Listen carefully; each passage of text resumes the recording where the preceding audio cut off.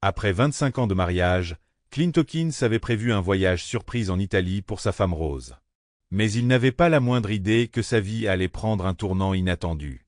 En tant que président de Western Financial Services, Clint avait construit une vie confortable pour sa famille.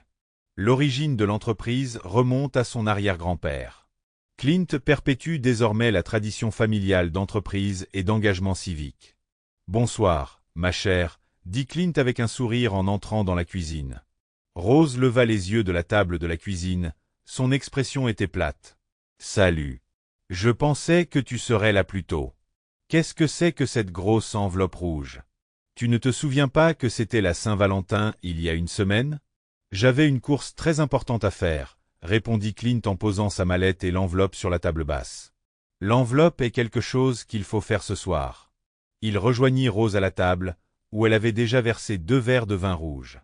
En s'asseyant, il remarqua un stylo et du papier devant son verre. « Comment s'est passée ta journée ?» demanda Rose, même si son ton suggérait qu'elle n'était pas particulièrement intéressée par la réponse. « Ma journée s'est bien passée, » dit Clint prudemment, en regardant la liste. « Mais à en juger par ce qui t'attend, ma soirée sera plus importante que ma journée. » Rose soupira. « Oui, c'est peut-être vrai. J'ai fait un peu d'introspection pour voir où j'en suis dans la vie.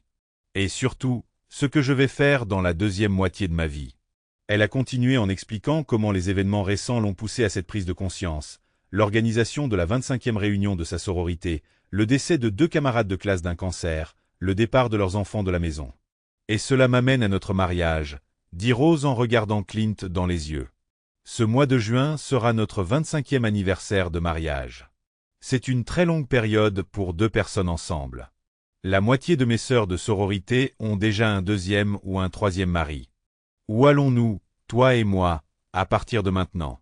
Qu'est-ce qui nous tient ensemble?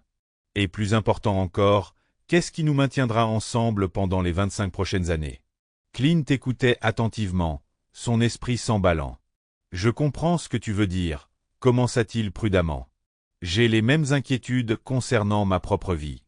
Certains hommes tombent dans la catégorie des fous d'âge moyen, achètent des corvettes, portent des chaînes en or et courent après de jeunes serveuses. Heureusement, j'ai une femme merveilleuse et je n'ai pas contracté cette maladie. Que puis-je faire pour que la prochaine moitié de notre vie soit intéressante et qu'elle vaille la peine de se réveiller chaque matin? C'est exactement pour ça que je t'aime, Clint, répondit Rose. La plupart des hommes ignorent les problèmes de leurs femmes. Ils disent que c'est ton problème, que toi seul peux le résoudre. Voilà ma solution. J'ai toujours vécu sous le toit de quelqu'un d'autre. J'ai grandi dans la maison de mon père, puis à l'université, j'ai été transféré dans une sororité.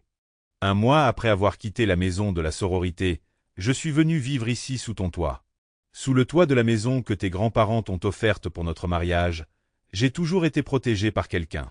Je n'ai jamais été seul, jamais. Elle continua, sa voix devenant plus passionnée. Vivre avec toi a été amusant, mais ces derniers temps, ça n'a pas toujours été satisfaisant. Je suis l'épouse du président de la chambre de commerce, l'épouse d'un membre du conseil d'administration de l'église, l'épouse du président du country club. Femme de ceci, femme de cela, femme de tout. Pas de célébrité, juste la femme d'un leader. Clint, tu es le soleil, et je ne suis qu'une des nombreuses petites lunes qui gravitent autour de toi. Je dois sortir de cette orbite, sinon je vais devenir folle. Rose prit une profonde inspiration. Je dois partir. Avec cette idée en tête, je veux prendre un temps mort, une permission, une frénésie de liberté ou peu importe comment tu veux appeler ça, pendant 6 mois. Pendant les 6 prochains mois, je vais vivre ailleurs et n'avoir aucun contact avec toi. Ce sera dur pour nous deux, car chaque heure je me demanderai ce que tu fais. Au bout de 6 mois, je reviendrai vers toi et nous pourrons faire un plan pour le reste de nos vies. Clint la regarda avec incrédulité. Pas de contact? Je sais que je dois te laisser un peu d'espace, mais interdire tout contact me semble drastique. Nos vies sont tellement liées qu'il serait difficile de les séparer. Dis-moi exactement comment cela fonctionnerait. Ce serait comme si nous n'étions pas mariés, expliqua Rose. Toi et moi prendrions des chemins différents. Nous aurions nos propres centres d'intérêt, nos propres loisirs et nos propres expériences. Elle a ensuite décrit ses projets de découverte de soi et d'autonomisation. Suivre des cours sur le féminisme, explorer de nouvelles perspectives. Notre séparation est comme un divorce, sauf que la haine et la méfiance envers l'autre sont absentes.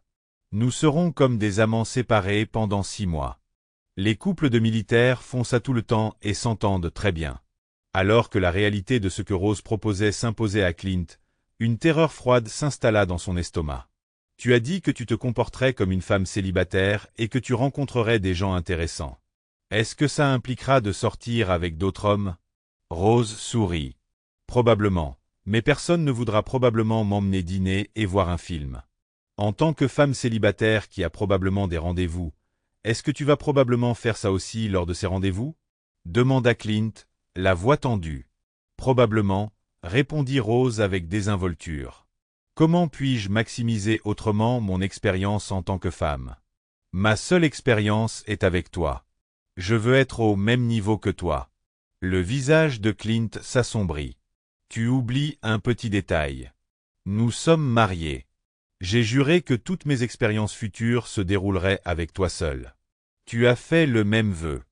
Je te suis resté fidèle et j'attends de toi que tu fasses de même. Bon, on verra ce qui se passera dans les 6 prochains mois, dit Rose d'un ton dédaigneux. Nous prendrons cette décision à la fin de mes vacances. Ensuite, il n'y aura peut-être plus d'occasion de te faire revenir dans ma vie, rétorqua Clint. Tu peux continuer à vivre avec quelqu'un d'autre, pas avec moi. Oh, ne sois pas si dramatique, se moqua Rose. C'est juste du sexe. Rien de spécial. Après 6 mois sans moi, tu seras contente qu'on soit à nouveau ensemble. S'il te plaît, n'en fais pas tout un plat. Je m'efforce de m'améliorer et la confiance que je gagnerai en séduisant d'autres hommes fera de moi une amante pour toi et une femme plus épanouie dans tous les autres domaines. Clint avait l'impression d'avoir reçu un coup de poing dans le ventre. Cette période de 6 mois sans contact avec moi me semble extrême. Peut-être que nous pourrions résoudre certains de tes problèmes en suivant une thérapie pour nous deux. Mais Rose était catégorique. Je ne veux pas juste en parler. Je veux le faire. Il faut que j'arrête net, sinon je continuerai à compter sur toi pour tout et je ne pourrai pas m'améliorer. Il faut que ce soit comme si nous n'étions plus mariés, pour que je me sente suffisamment libre pour revenir dans notre mariage avec une meilleure attitude. Je ne sais pas si je peux gérer ça, dit doucement Clint. Non, Clint, il faut que je me fasse complètement reconstruire le cerveau le plus vite possible, insista Rose. Nous allons stresser pendant 6 mois et ne pas laisser cette situation traîner pendant 1 an ou 2. Il vaut mieux que cela se produise le plus tôt possible, jusqu'à ce que nous retrouvions notre place en tant que couple. Quand est-ce que tu prévois de quitter notre maison? Demanda Clint, la voix creuse. J'ai loué un appartement pendant 6 mois et je vais commencer à y emménager ce week-end, répondit Rose d'un ton neutre. Clint avait l'impression que le sol se dérobait sous ses pieds. C'était tout ce qu'il pouvait dire. Finalement, murmura-t-il, pouvons-nous en parler encore un peu avant de faire un changement aussi important dans nos vies? Rose lui prit la main. Merci beaucoup de m'avoir parlé de ça. Je pense que cela améliorera nos vies à long terme. Je t'aime tellement parce que tu es compréhensif et que tu n'es pas un imbécile ou un tyran. Clint retira sa main. Tu me fais trop confiance. Je ne comprends pas pourquoi tu fais ça et je n'approuve vraiment pas ça. Il semble que ça va arriver, que je donne mon consentement ou non. Mes sentiments n'ont pas été pris en compte dans cette décision. Il s'est levé brusquement. J'ai la tête qui tourne avec ton plan. Je ne sais pas quoi demander ni de quoi parler. Mon cerveau est en surcharge. Et si on allait au lit et qu'on en discutait demain soir? Veux-tu me rejoindre au lit ou la séparation a-t-elle déjà commencé? Pas maintenant, ma chère, répondit Rose. Je veux travailler sur la logistique de mon déménagement. Mais je compte être au lit avec toi ce soir. Clint monta les escaliers jusqu'à la chambre et tomba dans son lit, complètement épuisé. Mais le sommeil lui échappait tandis que les questions et les doutes tourbillonnaient dans son esprit. Plus tard dans la nuit, Rose se glissa dans le lit et se blottit contre son dos, embrassant doucement son épaule. Il sentit ses larmes alors qu'elle murmurait « Je suis vraiment désolé, Clint. » « Moi aussi je suis désolé, Rose, » répondit-il doucement. « Je t'aime, » dit-elle. « Est-ce la dernière fois que j'entends ça de ta part ?» demanda-t-il. « Je veux que nos vies soient meilleures, pas pires, après mon aventure, Rose le lendemain matin, Clint se réveilla tôt et quitta la maison sans sa routine habituelle qui consiste à apporter du café à Rose au lit. Il envoya un texto à son ami Roger du concessionnaire automobile, lui demandant des conseils pratiques sur la façon de gérer cette situation. Après avoir expliqué le plan de Rose à Roger, son ami le regarda gravement. On dirait qu'elle a déjà un petit ami, mais elle n'est pas prête à s'engager dans cette relation. Elle veut en faire l'expérience avant de te quitter. Si elle est heureuse avec son petit ami dans 6 mois, elle te larguera. S'il s'avère indigne de son temps, elle reviendra vers vous en disant « Je suis rajeunie et prête à redevenir votre épouse aimante ». Vous êtes la base qu'elle peut utiliser pour améliorer sa situation avec son amant avec un risque minimal pour elle-même. « Comment puis-je me protéger d'être utilisée de cette façon ?» demanda Clint. « Laisse tomber cette garce et le plus tôt sera le mieux, » s'exclama Roger. « Mets-toi aux commandes. C'est toi qui prends les décisions. Le jour où elle déménage, vous allez demander le divorce au motif qu'elle vous a quitté. Le divorce prendra environ 6 mois dans les 2 cas, donc si elle vous quitte, le divorce sera prêt à être finalisé. Si vous décidez de la récupérer, en revanche, vous refuserez tout simplement de signer le document final et resterez marié. L'important c'est que tu décides de ce que tu veux faire avec elle, et non pas qu'elle décide de ce qu'elle doit faire avec toi, continua Roger. Souviens-toi que si elle te trompe et que tu la laisses revenir vers toi, il lui sera plus facile de te tromper encore et encore. Un dernier conseil pour toi. Reste le bon gars que tu es. Ne sois pas un connard et ne lui crie pas dessus. Cela ne fera que dresser des barrières qui vous porteront préjudice à l'avenir, à la fois dans la relation et au tribunal. Agissez comme si vous compreniez ses plans et en étiez complice. En quittant la concession, Clint a remarqué une BMW 430i décapotable noire sur le terrain. Sur un coup de tête, il décida de l'acheter. « Je ferai probablement plus de choses cette année que cette année, » dit-il à Roger. Quand Clint rentra chez lui ce soir-là, Rose l'attendait. « Clint, chéri, où es-tu » lui cria-t-elle avec anxiété. « Tu m'as tellement manqué ce matin. Peux-tu parler maintenant ?»« J'ai beaucoup de choses en tête après notre conversation d'hier, » répondit Clint d'un ton neutre. « Je pensais qu'un trajet en voiture t'aiderait. Je peux prendre une journée de congé et parler maintenant si tu veux, » proposa Rose. « Je sais que je t'ai profondément ébranlé hier soir, et je m'inquiète pour mon merveilleux mari. Dis-moi ce que tu veux faire. On se retrouve maintenant, au déjeuner, au dîner, après le dîner. J'ai besoin que tu sois avec moi car j'ai peur de ce que je pense vouloir faire. J'ai besoin de ta sagesse. S'il te plaît, Clint. » Clint sentit une pointe de ressentiment lui monter à la figure face à sa soudaine inquiétude. « J'ai besoin de plus de temps pour digérer les implications de ton projet de divorce, » dit-il doucement. « Je vais aller au bureau, fermer la porte, éteindre le téléphone et réfléchir à l'avenir. Prévoyons de dîner ensemble ce soir, à l'heure habituelle, et d'en discuter plus en détail. Je vais m'arrêter et manger quelque chose pour que tu n'aies pas à cuisiner ou à nettoyer la cuisine. Est-ce que ça te convient ?» Rose accepta avec empressement. Alors qu'ils s'asseyaient pour dîner ce soir-là, la tension entre eux était palpable. Clint écoutait Rose décrire ses plans pour l'appartement et ses cours à venir. Lorsqu'elle lui demanda si elle pouvait emprunter des meubles de leur maison, il accepta, n'est-ce pas? « Merci d'être si attentionné, » dit Rose en souriant. « Tu es vraiment une personne merveilleuse. » Clint ravala sa réponse sarcastique. Au lieu de cela, il dit simplement « Je ne pense pas que tu puisses mettre toutes tes affaires dans un appartement de 110 mètres carrés. Que vas-tu faire avec les affaires en trop ?» Lorsque Rose suggéra de laisser certaines affaires à la maison, Clint secoua fermement la tête. « Si tu pars, vous partirez tous. Tu ne peux pas te baser là-dessus quand tu commences une nouvelle vie. » À mesure que la réalité de la logistique s'installait, l'enthousiasme de Rose commençait à faiblir. « Tu peux être si attentionné en me fournissant un lit, et pourtant être un tel imbécile avec mes affaires inutiles, » s'exclama-t-elle. « Un vrai imbécile. Que puis-je faire de mes affaires à part les laisser ici? Puisque tu veux être indépendant, pourquoi me le demandes-tu » répondit froidement Clint. « Tu me quittes pour cette raison, mais maintenant tu as besoin de mon aide. Tu peux louer un entrepôt. Ils en ont partout dans la ville. » La conversation a dégénéré en querelle sur des détails pratiques. Finalement, Clint a exposé sa position. « Écoute Rose, après notre première conversation sur ce sujet, j'ai fait quelques recherches sur moi-même. Tant que ma femme n'est pas là, Je devrais peut-être réfléchir à la possibilité de l'échanger contre quelqu'un d'autre. Les yeux de Rose s'écarquillèrent. Un échange? Qu'est-ce que ça veut dire? C'est comme si votre voiture vieillissait et ne fonctionnait plus, vous la remplacez par un modèle plus récent, expliqua Clint. J'aimerais aussi échanger ma femme contre une femme plus jeune et plus intéressante, pas une vieille. Écoute Buster, gronda Rose, je fais ça pour améliorer ma féminité pour toi. Tu n'as pas besoin de chercher une nouvelle femme. Je n'aime pas du tout cette idée. Et je n'aime pas non plus ton idée, répliqua Clint, mais tu m'as dit que je n'avais pas mon mot à dire dans ta décision. Tu allais le faire quoi que je dise. Tu n'as pas pris en compte mes sentiments à l'égard d'une femme infidèle. Alors, pendant que tu fais ce que tu veux, je vais faire ce que je veux pendant 6 mois. Voyons comment cela va se terminer. La dispute s'envenima jusqu'à ce que Rose sorte de la maison en trombe. Clint resta seul avec ses pensées, l'enveloppe rouge contenant les plans de leur voyage à Paris toujours ouverte sur la table basse.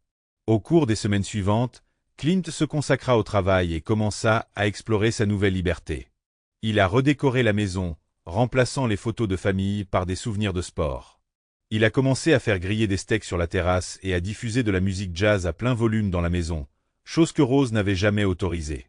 Pendant ce temps, Rose s'est installée dans son nouvel appartement et a commencé à suivre des cours de théorie féministe.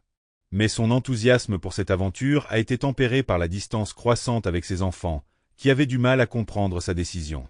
Au fil des semaines et des mois, Clint et Rose se sont retrouvés en territoire inconnu. Clint a assisté à contre-cœur à des séances de thérapie de couple ordonnées par le tribunal, où le thérapeute a sondé les raisons de leur séparation. Rose a insisté sur le fait qu'elle voulait juste se trouver elle-même, tandis que Clint a maintenu que son désir d'être avec d'autres hommes était un obstacle.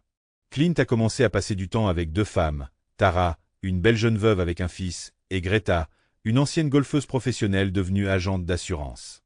Bien qu'il apprécie leur compagnie, il a tenu fermement à sa promesse de ne pas avoir d'intimité avec qui que ce soit jusqu'à ce que son mariage soit légalement dissous. Rose, quant à elle, se lançait dans la vie de célibataire avec enthousiasme. Elle sortait en boîte avec des amis divorcés et se délectait de l'attention des hommes. Mais une rencontre fatidique à Dallas avec un bel inconnu nommé Ted allait avoir des conséquences à long terme qu'elle n'aurait pas pu imaginer. À l'approche du 6e mois, la tension montait. Rose était de plus en plus confiante que Clint l'accueillerait à bras ouverts. Mais Clint avait été changé à jamais par sa trahison. Lorsque leurs enfants découvrirent des photos prouvant l'infidélité de Rose, le dernier clou fut enfoncé dans le cercueil de leur mariage. Le jour du jugement, Clint et Rose se réunirent chez l'avocat pour décider du sort de leur mariage. Rose arriva la première, vêtue d'une nouvelle tenue et pleine de confiance dans leur réconciliation. Clint entra le dernier, posant une enveloppe rouge vif sur le bureau. « Je suis désolé d'être en retard, » dit-il doucement. Les avocats échangèrent des plaisanteries et des papiers. Clint et Rose ont signé le jugement de divorce final, comme convenu. Puis Clint s'est tourné vers Rose. « As-tu quelque chose à dire ?» lui a-t-il demandé. Rose prit une profonde inspiration. « Cela fait si longs mois que je n'ai plus l'amour de ma vie à mes côtés, mais chaque adversité m'apporte la capacité de m'améliorer. Ces améliorations se reflètent dans le fait que je suis à nouveau une femme plus éclairée et encore plus engagée dans notre mariage qu'avant. Je voudrais remercier mon mari aimant et dévoué de m'avoir donné l'opportunité de déployer mes ailes et d'apprendre à voler. Clint, tu ne regretteras jamais le cadeau que tu m'as fait, car je te prouverai mon amour fidèle pour le reste de ma vie. » Clint écouta impassiblement. Quand elle eut fini, il parla. La foi, c'est faire confiance à quelqu'un. Tous les vœux de mariage parlent de la fidélité des 2 parties, car sans confiance, il n'y a pas d'amour. Cela nous amène à l'initiation de cette demande de divorce et à mon désir que ma femme et moi restions fidèles l'un à l'autre. Au cours des 6 derniers mois, j'ai passé du temps avec plusieurs femmes. Je n'ai eu aucun contact physique avec qui que ce soit pendant cette période. Il s'arrêta et regarda Rose dans les yeux. « Rose, m'es-tu restée fidèle ?» Rose cligna des yeux, surprise par son ton formel. « Oui, je te suis resté fidèle. » Le visage de Clint se crispa. Il prit l'enveloppe rouge et en sortit une photo. On y voyait Rose embrassant Ted dans une boîte de nuit de Dallas. « As-tu été fidèle ?» demanda-t-il à nouveau, d'une voix dure. Rose bégaya, le visage rouge. « Ce n'était qu'un baiser. » Cela ne voulait rien dire. Je n'ai pas été infidèle. Clint sortit une autre photo, plus explicite. Rose Alta. Où as-tu trouvé ça? S'écria-t-elle. Tu me suivais? C'est la situation la plus dégoûtante dans laquelle je me suis jamais retrouvé, dit Clint, la voix tremblante de colère. Cette photo a été prise par un ami d'un de nos fils à Dallas. Notre fils a découvert la photo quand Matt et son père se moquaient de la femme qui avait agressé Ted au club. Ils ont confirmé que c'était toi. Le visage de Rose s'est vidé de ses couleurs lorsque l'impact de ses actes l'a frappé de plein fouet. Les larmes lui sont montées aux yeux. Clint continua, la voix haute.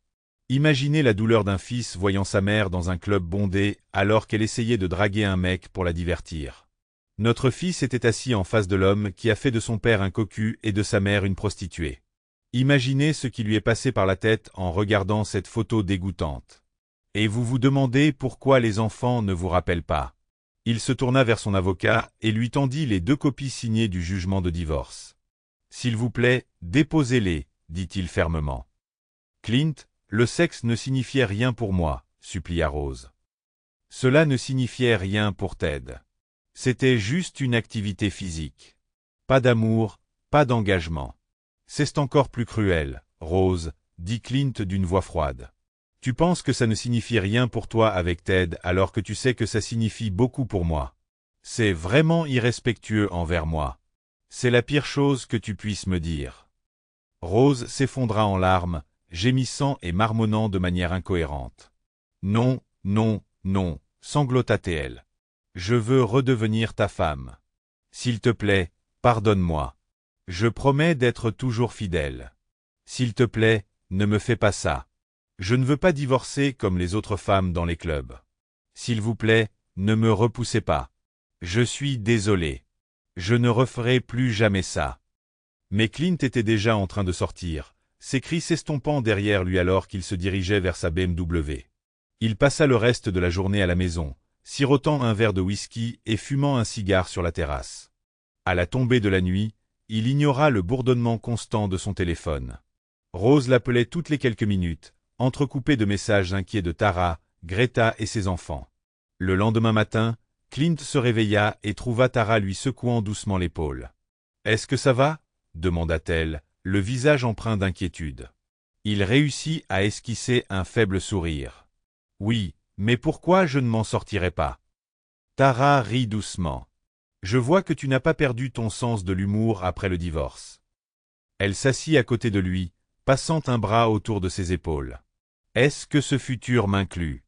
« Absolument, » répondit Clint sans hésitation. Tara se pencha et l'embrassa tendrement. « Tant que tu as des projets pour moi, je peux attendre, » dit-elle. « Ne soyez pas pressé ou pressé de faire quoi que ce soit.